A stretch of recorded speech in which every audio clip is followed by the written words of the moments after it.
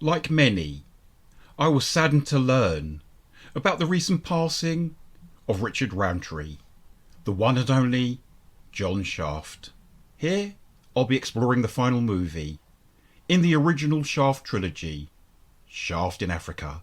I'm Stephen Archibald, and welcome to my movie podcast. We found a man, Mr. Shaft. You. And what do I have to do? Become a slave.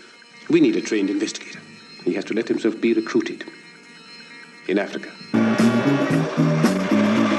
Africa's the name. Shaft's the game. From MGM. This is it. The biggest shaft of all. Shaft in Africa.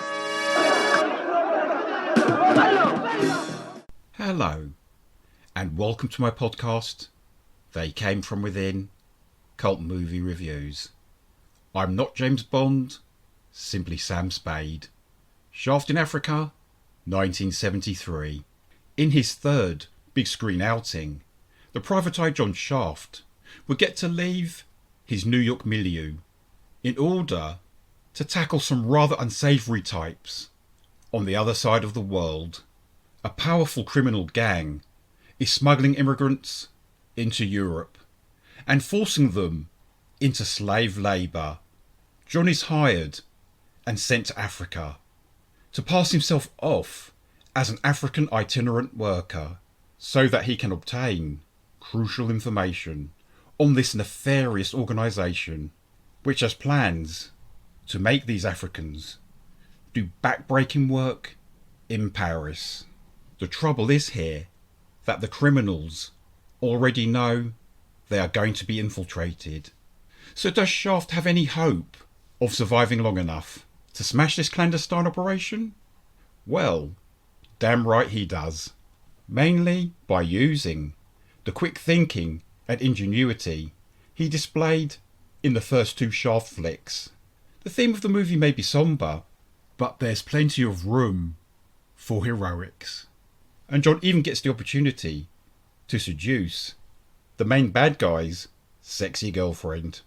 The chief villain, Vincent Amathe, was played by the suave English actor Frank Finlay, and his seductive partner, Jazar, was played by the Serbian actress Nada Arneric. The first two Shaft movies had Gordon Parks as their director and Ernest Tideman as their screenwriter. Plus, they were both graced by the presence of the actor Moses Gunn. All three men were absent from this film, and yet it also managed to work. I suppose it's largely due to having such a charismatic leading man, a convincingly detestable baddie, and a memorably alluring bad girl. The British director, John Gillerman, replaced Gordon Parks, and, to date, Gillerman's the only non-African American to direct a Shaft movie. And in place of Ernest Tideman, Sterling Siliphant wrote the screenplay. By this stage, Sterling was known for creating the popular TV shows Naked City and Route 66.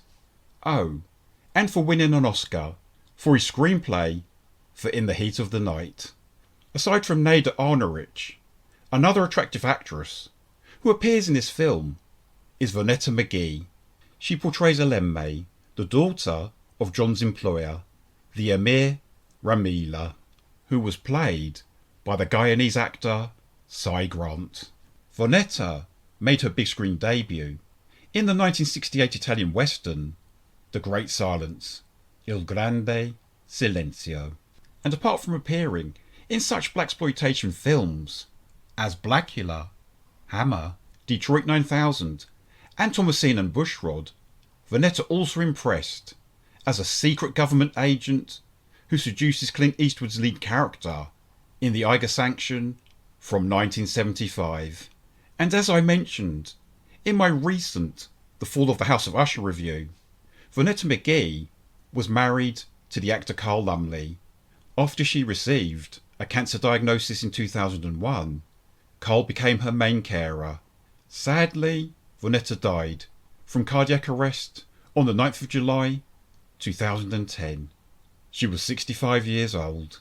Returning to Thomasine and Bushrod for a moment, this underrated Bonnie and Clyde-esque film was directed by Gordon Parks Jr., the son of the man who made the first two Shaft movies. Cat named Shaft ain't gonna be bad with a stick. It's a brand new scene. Cross leg, cross leg. A whole new number when this uptown dude from the concrete jungle trades his wheels for a camel and his iron for a CNI stick. Frank Finlay, Shaft's nemesis Amafi, was a versatile actor who first achieved fame on TV in the 1970s, playing Casanova, and then a man who becomes obsessed with his own daughter in Bouquet of Barbed Wire. And he was also great as Van Helsing in the BBC's 1977 production of Count Dracula. His cult movie credits include A Study in Terror, Murder by Decree, The Key, and Life Force. The worldwide slave trade remains a concern in 2023. However, seeing it take place in a modern European city would have been a bit of an eye-opener for early 1970s audiences, but Sterling Siliphant felt compelled to write about it after reading a 1971 newspaper article about 30 African men being smuggled into France from Italy, with the sole purpose of them being used for slave labour. Richard Roundtree didn't just appear in the three 1970s Shaft movies. He was also in the 2000 and 2019 reboots, as well as in the short-lived TV series. Richard appeared in other cult movies, such as Earthquake, Q the Winged Serpent, and Maniac Cop, and he played a district attorney in David Fincher's brilliant Seven. Roundtree had married twice and was in a relationship with the actress Kathy Lee Crosby in the mid-1970s. Unfortunately, Richard was diagnosed with breast cancer in 1993 and underwent heavy medical treatment. However, it was pancreatic cancer which took his life on the 24th of October this year. Richard was aged 81. Richard Roundtree paved the way for black action heroes on the silver screen. More to the point, for all black actors of the modern age, as Samuel L. Jackson told Roundtree himself in a 2019 interview with the LA Times. Everybody wanted to be you for a very long time. You defined what was cool. You had the look, the walk, the attitude.